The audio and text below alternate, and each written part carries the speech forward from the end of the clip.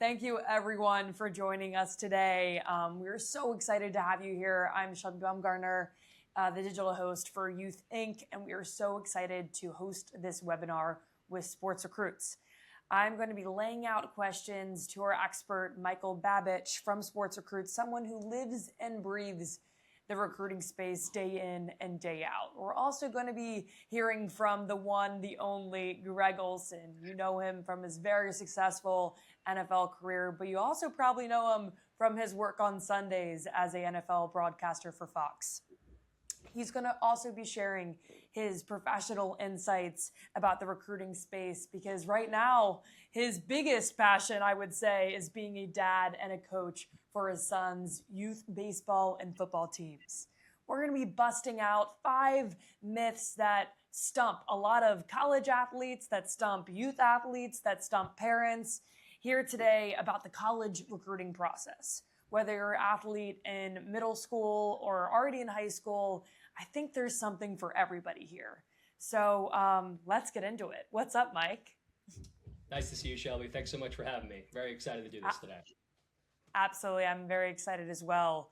I think before we get into the myths, Mike, we have to talk about the elephant in the room right now. A major NCAA rule about eligibility just passed. Yeah. Can you tell me a little bit more about that and how that changes things for college athletes and for youth athletes about the college recruiting process? Yeah, of course. So on June 23rd, I was actually in the midst of recording a webinar of ours at Sports Recruits. We were actually speaking to someone named Ross Dellinger, who's the senior college football reporter for Yahoo Sports, and he also does a lot of work on a lot of the litigation and rule changes that we've seen in NCAA athletics, but typically at the Division I level over the last few years. And he actually had to briefly leave the webinar that we were doing to actually break this news, which is the Division I cabinet unanimously voted to adopt the age-based eligibility model. And in the most simplest terms, basically what that means is for many years at the Division I level, college athletes had a 5-year window to basically utilize 4 years of college eligibility. What is changing under this rule is now people are going to have a 5-year window consecutively to use 5 seasons in total.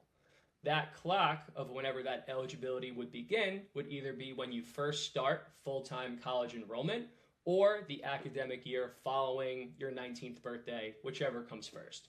So, for example, if you're someone who graduates high school when you turn 18 and you end up at a Division I school and you start in August or September of that upcoming year, that is when your clock begins. You will have 5 years from that day from when you started.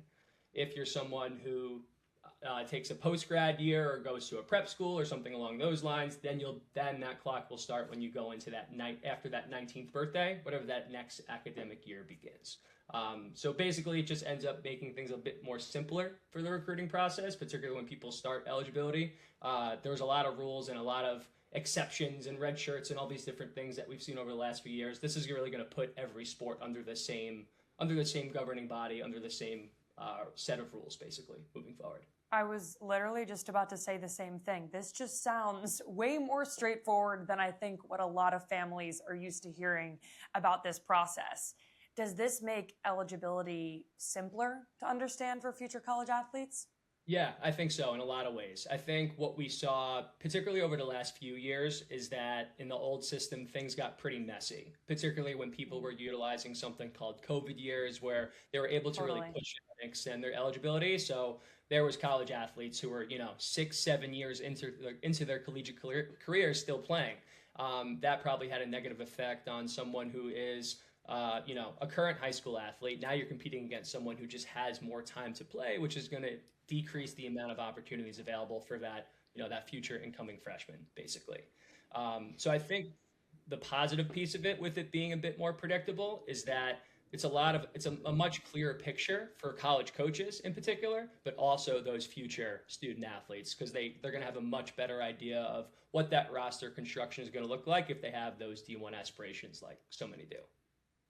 Totally. This is going to change so much, as I know we've talked about before. Like, I was that age group that was just missed by that COVID extra year, and that affected the way that my college experience looked completely. So this is a true game changer for college athletes everywhere. I guess my last question in regards to this is, I think a lot of families think of gap years or post-grad years as a way to kind of develop in college. How does this rule change things for athletes trying to take that route? Yeah, in addition to gap years, I would also add red shirts to that as well, and how there Totally. is significant changes too, where you can take a gap year, and sometimes there was instances where people would take multiple years, and that clock wouldn't start until they officially start college. With now that age 19 year being the start of the clock, regardless of when you enroll in college full time for the first time, that's really going to make things a lot simpler in that respect. And also from the redshirt perspective, that's definitely something that we see a lot at the Division I level, where a lot of people will enroll in college. They don't get an opportunity to play their freshman year, so they know they're going to get that additional year tacked on. That is no longer going to be the case when this rule officially goes into effect. So, and just one thing I guess I'll add on to this as well. For people who are starting college this year, meaning that they're starting in the fall 2026 or spring 2027 season, they're going to be able to utilize whichever rule benefits them most, meaning they can use the redshirt year rules that we've seen for so many years in the past, or this 5-and-5 rule, whichever one is best for them. I would say the people who are probably not getting the benefit of the doubt for this are people who have utilized their eligibility. So think of the high school class of 2022 or the graduating class of 2026 for college. If they've utilized all their eligibility, if they've used those 4 years, they're not getting that additional year tacked on. So there is some lawsuits, and there are some people trying to combat this rule. The expectation that it is going to stick and it is something that will be utilized moving forward, but there certainly are people who feel that they are getting the short end of the stick to some extent also. I guess just out of curiosity from my point of view, what do you think sparked this rule change in your eyes? Yeah, the way I see it, I think there was a lot of student athletes who were taking advantage of the old system to some extent. I know particularly this past year, I'm a pretty big college basketball fan, and we were noticing that there were people who actually were drafted via the NBA draft playing in the G League, which is essentially their minor league system. They weren't getting playing time, and they were actually re-enrolling back into college.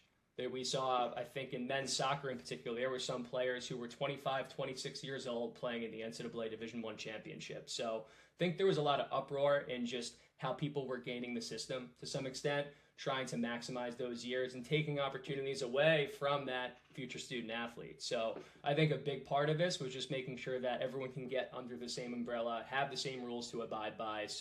And also I think a big part of it is the NCAA doesn't want to get sued as much moving forward. So that probably has a big factor to do with it also.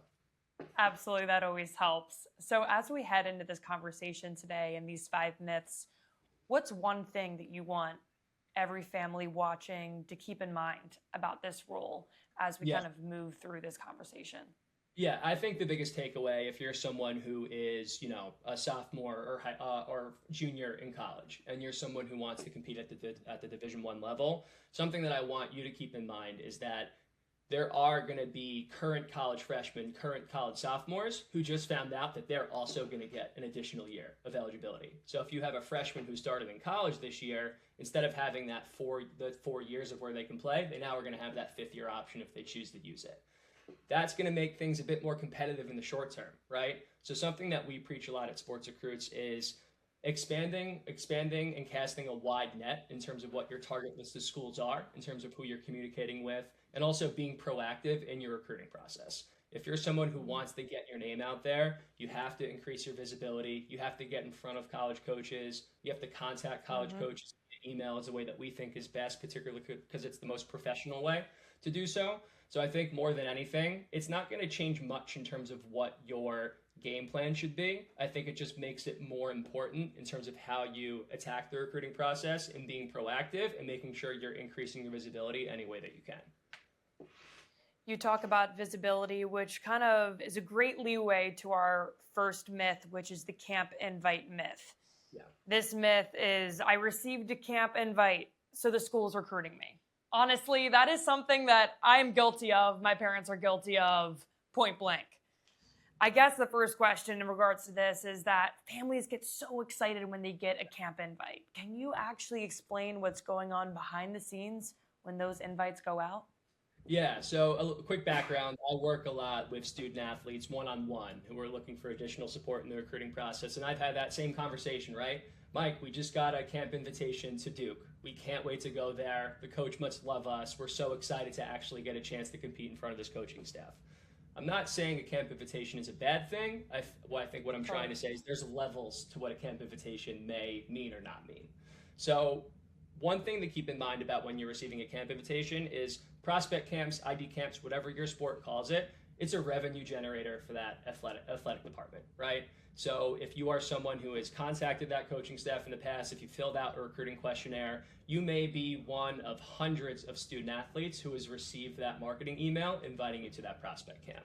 So it doesn't always necessarily mean that a camp invitation equals a high level of interest from a college coaching staff. What we like to tell people is, look, it's great that you got the invitation, but let's try and look at it a bit further. The first thing I always recommend, especially when it's a school that's at the highest level of your sport, your Dukes, your Ivy Leagues, your SECs, your Big Tens, anyone who has those aspirations, have an honest conversation with what we call your athletic advocates. That's a high school coach, a club coach, a trainer if you work with one.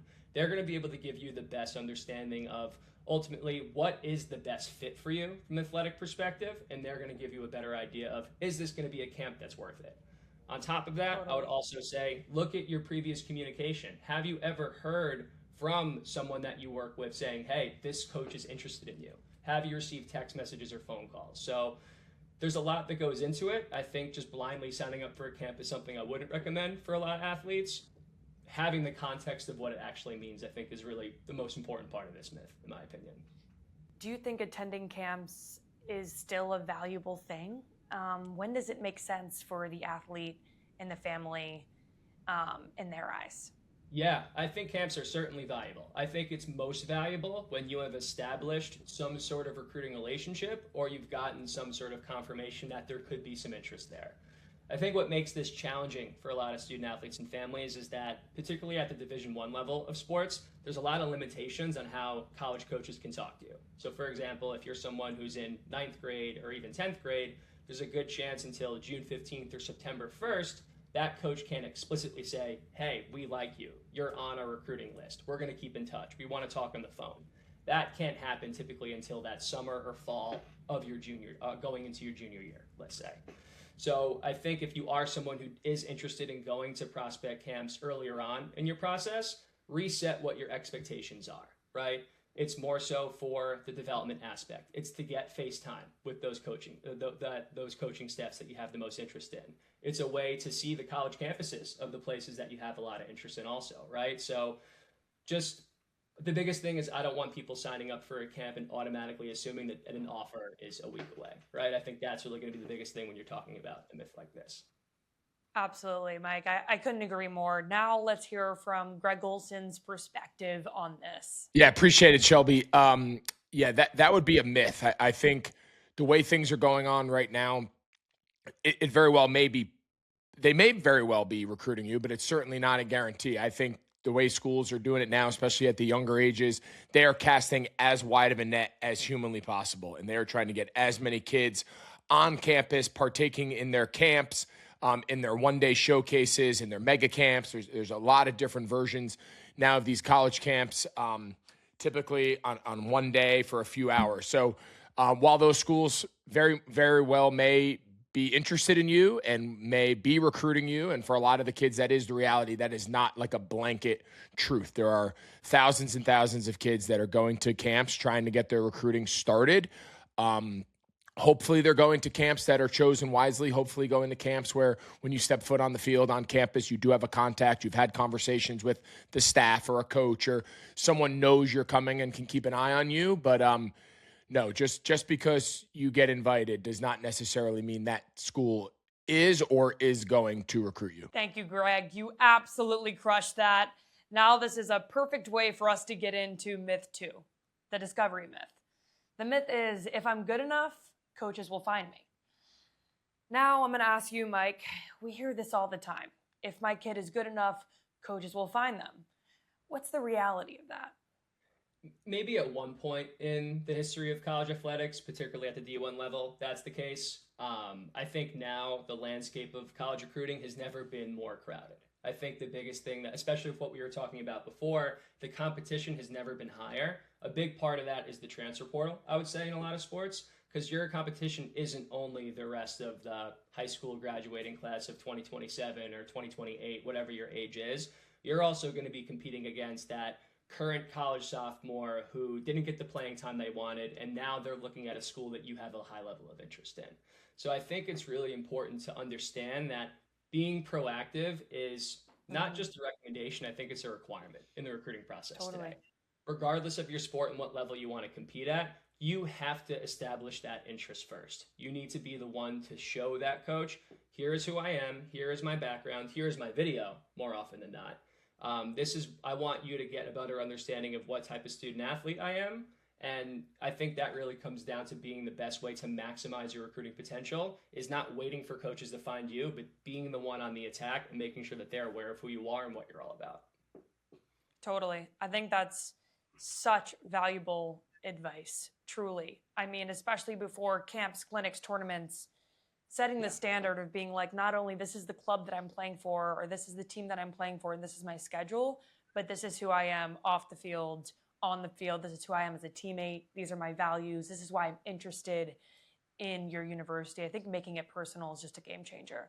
Now let's hear from Greg Olsen on his perspective on this. Greg? Yeah, I think that's true. I think in today's day and age with social media and the ability to share content, the ability to post highlights, I think we see it all the time. You see kids that are being recruited from some of the biggest schools and academies in the country, and you're also seeing kids get recruited and offered full scholarships from small single A, double A high schools and smaller parts of states or smaller parts of cities. So I think while there is probably an argument to be made that the more potential college recruits on your team, the more likely it is that coaches come through and can see multiple kids at one time. That's certainly true.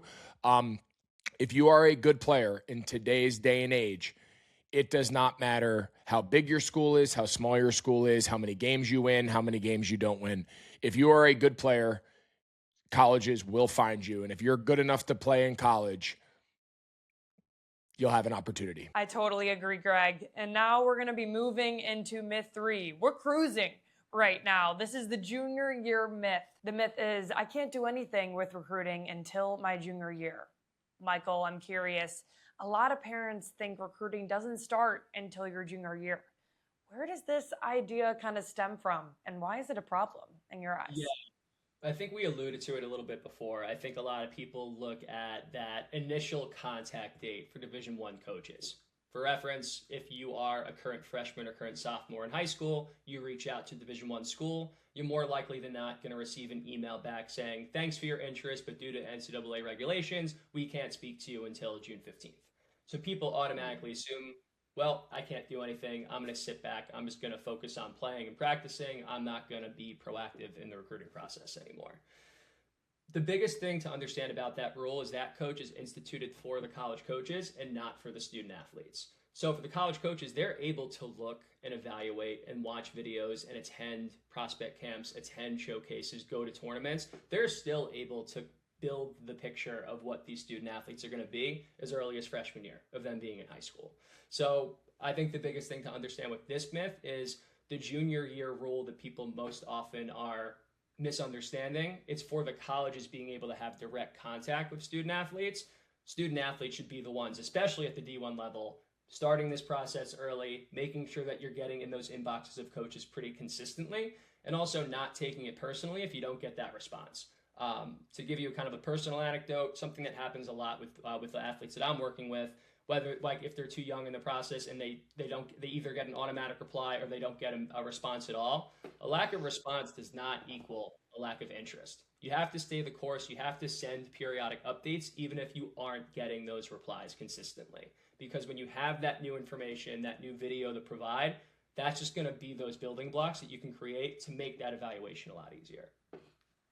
So well said, Mike. You have to keep throwing your fishing line out there. I totally agree with that. Now I'm curious, what does Greg think about this? For a lot of kids, that summer going into junior year, you take baseball, for example, colleges cannot contact a potential athlete that they would recruit in baseball specifically, they cannot actually have contact and reach out to them to recruit or to offer until August of the summer going into their junior year. Not every sport is a little bit different. Certain sports kids can be offered in 7th grade. So certainly different sports have different rules, but generally speaking, I don't think there's anything wrong going to camps, going into your freshman, going into your sophomore year. I do think there's a huge advantage for young kids to go experience camps or showcase or workout days before the stakes are too high. So you go there and you don't know what to do, or you make mistakes, or you don't play that well, or you're nervous, or, where it doesn't really matter because you're maybe in 8th grade or in 9th grade. So I don't think there's anything wrong with going to camps for the experience, but just understand that, to go to a camp in 6th, 7th, 8th grade, the likelihood of that turning into any sort of potential college interest is probably rare for the general population. It does feel like sophomore, junior year. That is when recruiting really picks up. That is when schools really start mapping out what those future classes look like. And certainly going on campus to a camp and playing and performing in front of those coaches can certainly be a huge benefit. Now, I think this question is where things get a little bit dicey. It's the transfer portal myth. The myth is, if I don't like my first school, I'll just transfer. Yeah. What do you think about that, Michael? The transfer portal is something that's got a ton of attention, especially over the last 3 or 4 years, I would say. I think a lot of people look at it as a safety net, but it's actually super crowded and a super competitive place to be. Something that we really value a lot, something that we really push student athletes at SportsRecruits, is finding the right fit. Fit doesn't just mean academics. It means athletics, the social component. Geographically, it's in the right place. Financially, it makes sense for your family. There's so many things that go into a school making sense for you, because we want you to avoid having to enter that transfer portal. Something that I think is really staggering that we've seen is that about 50% of Division I athletes who enter the transfer portal, they have success in finding a new program at the D1 level, either at the same or at the higher. So what that's basically telling us is that half of the people who enter the portal do not find that new home that they're looking for more often than not. Wow. So don't get fooled by the big numbers that you hear people earning. I think NIL is something that probably ties into the transfer portal a lot as well. It is a valuable tool for a lot of student athletes, but is not the answer across the board. Can you tell me about the broken leg test? I just love this concept, and I really want families to hear it from you. Yeah, and I'll admit it's a little bit of a corny test, but I do think there is a lot that comes into it too. So we try, when we try to explain the importance of fit, we utilize this broken leg test that you're referring to. And what we mean by that is, if you are a student athlete, you're at your school, and unfortunately a big injury happens, you break your leg, you're no longer able to compete in the sport that you love. Would you still be happy in that environment that school provides? Is it the right place for you socially? Is it going to give you what you're looking for on the academic side of things, right? Is it going to be the environment that's going to help you get to that next phase of life, which is postgraduate, looking for a job, everything that goes into that, right? So if the answer is no, if you're solely going to a place because, well, they have a good baseball team, or I think I could start for their soccer team right away, chances are that's probably not going to be a place that you're going to excel in and want to stay at for 4 to 5 years. Were my parents ahead of the game? Because they never called it the broken leg test, but they told me that from the very beginning of my recruiting experience. Props off to the Bumgarners, because wow, that might be one of my favorite rules that you have said throughout this entire webinar. Wow, I love it. Now I'm curious for Greg's perspective on this, because he did utilize the transfer portal. So let's hear it from Greg. Yeah, that feels like a myth. Listen, we all know the reality of the transfer portal, and we do know that it does allow kids to bounce around, as they see fit, and based on playing time, based on school choice, based on coaching changes. So we understand the landscape. The advice that I've always given to kids around here that I've mentored or talked to or just tried to help guide through the process, if you're going to a school and you already have it in your brain that you might transfer from that school, you're going to the wrong school. You got to pick a school that in your brain, you are saying, I'm going to be here for 3 years. I'm going to get my degree from this school. Come hell or high water, come transfer, come coach leaving, whether I play, don't play, I believe that kids should choose a school where they say, I'm going to be here for 3 years. I'm going to do everything in my power to get my degree from said school in those 3 years, especially when you start talking about some of these really prestigious universities. A lot of kids get opportunities to, and then they voluntarily leave. That doesn't really make a lot of sense to me. So go there with the every intention that you are going to stick it out and you are going to give yourself 3 years to see how it works out. From there, you have great opportunities. You play a lot and you can transfer up, great opportunities. You're not playing a lot and you need to transfer down, you still have 2 years remaining to figure all that out. So I always think that 3-year mark is like the intention that when you sign that letter to go commit to that school. And while certainly not always going to be a fit, not always going to be realistic, the idea of starting something already making up your mind that you don't intend to finish it, I just think you're setting yourself up for failure. Now I can't believe it, but we're entering our last myth of this webinar. The myth is it's only worth playing in college if I go D1. Michael, I'm curious, the D1 or bust myth is so common in the athletic space right now. How often do you hear that from families and athletes, and what do you tell them? Oh, I hear it constantly. I think people automatically equate success in recruiting can only happen at the Division I level. For starters, as a former Division III athlete, I can, hopefully that's something that can showcase that is something that could be a positive benefit to what you're trying to achieve within college and Totally. also, right? There's so many collegiate opportunities outside of Division I, not just at D2 and D3, but there's also other governing bodies like NAIA or the NJCAA, typically referred to as like a JUCO experience. That's going to be like the 2-year programs that a lot of people will start off at. A lot of them are going to give you that experience that you're looking for in college, right? A lot of them will provide some sort of scholarship opportunity too. Something that I get a lot of negative feedback on sometimes, particularly with Division III schools, is that, well, he's not going D3 or she's not going D3 because they don't offer athletic scholarships. That is true, but it doesn't always necessarily mean that you would get the best deal or the most money from a Division I or Division II school.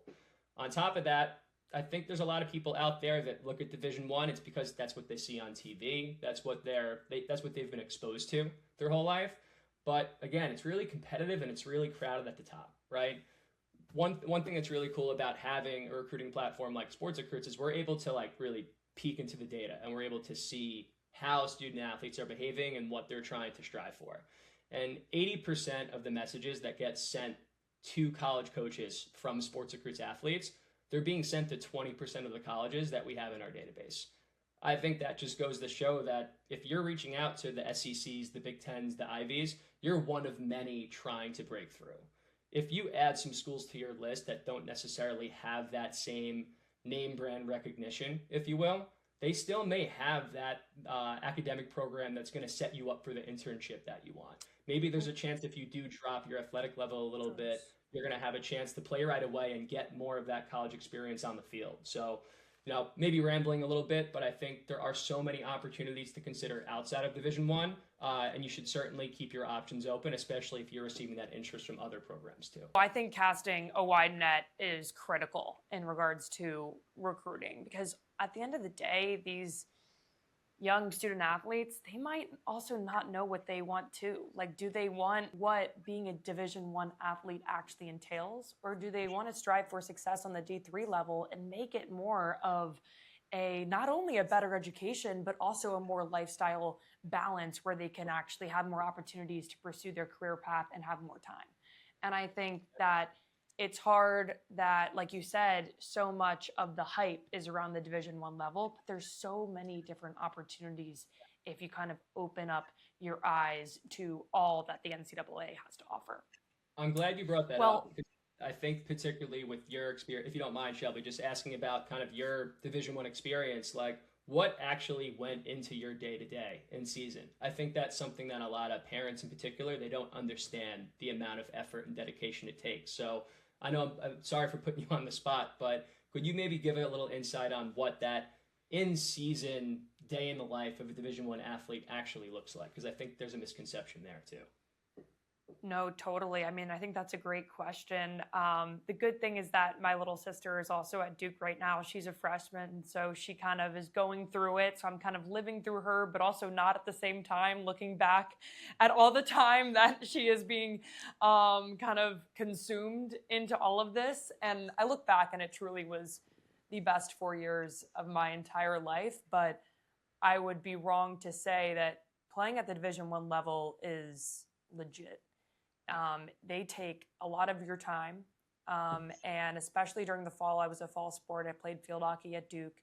You show up in late July, and you don't really start school until late August.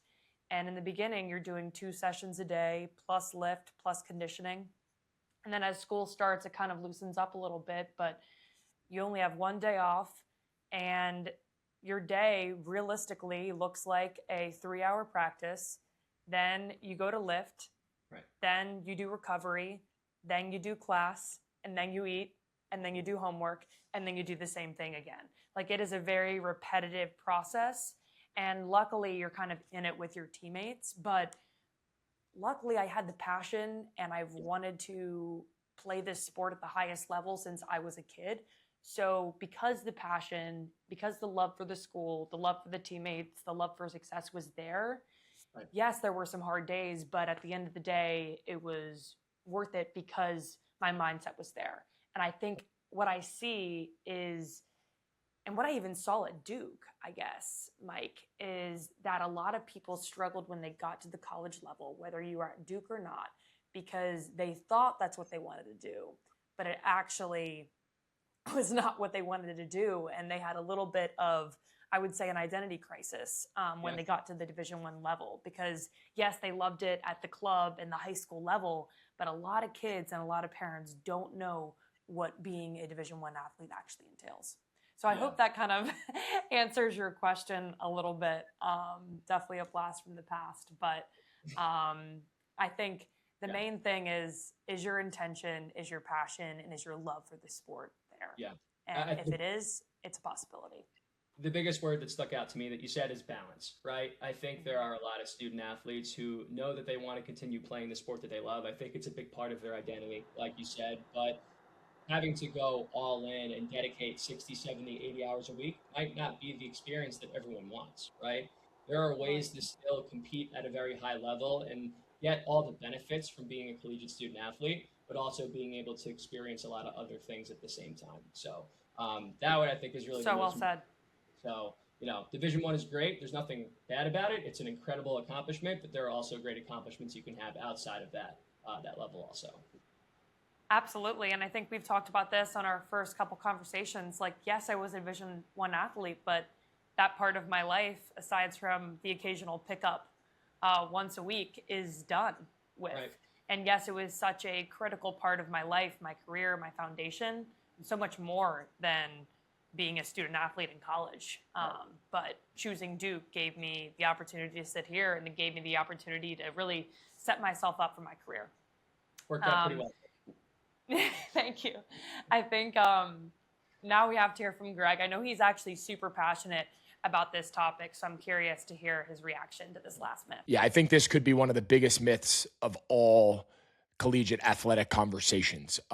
Certainly everybody wants to go D1, right? Everybody wants to be playing in the national championship on TV. Everybody wants to be in the Women's College World Series and the Men's College World Series and volleyball that's now on national television and the NCAA track and field. I mean, we can go on and on, right? It's fun in the summer to see the lacrosse championships and, baseball and softball and everyone's dreams. And there's nothing wrong with having those dreams, but I think it's really important for people to know anybody that has an opportunity to play college athletics is a very unique opportunity. And some of these schools that are in the FCS level or in the Division II, Division III, even junior college, I don't think people appreciate just how good those athletes are, how good those teams are. Some of the best coaches in the country are at the sub-Division I level, making huge impacts on careers. I mean, you look all over the MLB, and there are just player after player after player that are prominent MLB all-stars